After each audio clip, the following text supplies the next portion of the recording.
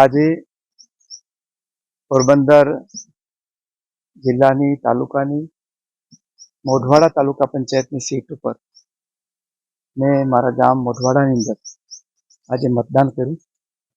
મતદારોમાં ભારે ઉત્સાહ છે અને જે રીતે સમગ્ર દેશની અંદર પરિવર્તનનો અને એ પણ વૈશ્વિક પરિવર્તનોમાં ભારત અગ્રેસર રહે એ રીતે કામગીરી થઈ રહી છે.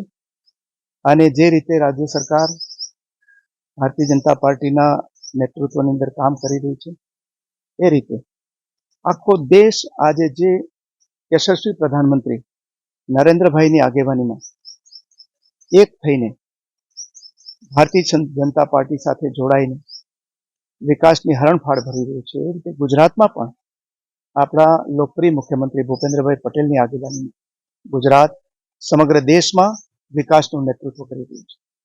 એ વખતે પોરબંદર જિલ્લામાં પણ મતદારોએ નક્કી કરેલું છે કે આ વખતે એક તરફી ભારતીય જનતા પાર્ટી તરફ મતદાન કરવું.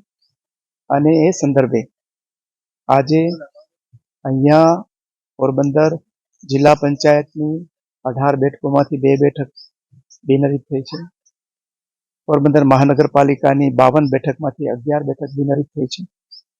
અને રાણાવાવ અને કુતિયાણા તાલુકા પંચાયતોમાં પણ અનુક્રમે 2 અને 1 બેઠકો બિનહરીફ થઈ છે.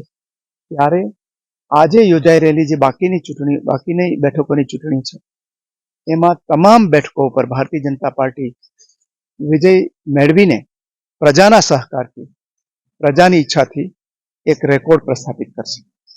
આ જ પ્રકારની તમામ અપડેટ જોવા માટે ન્યૂઝરૂમ ગુજરાતને લાઇક, શેર અને સબસ્ક્રાઇબ કરવાનું ભૂલતા નહીં.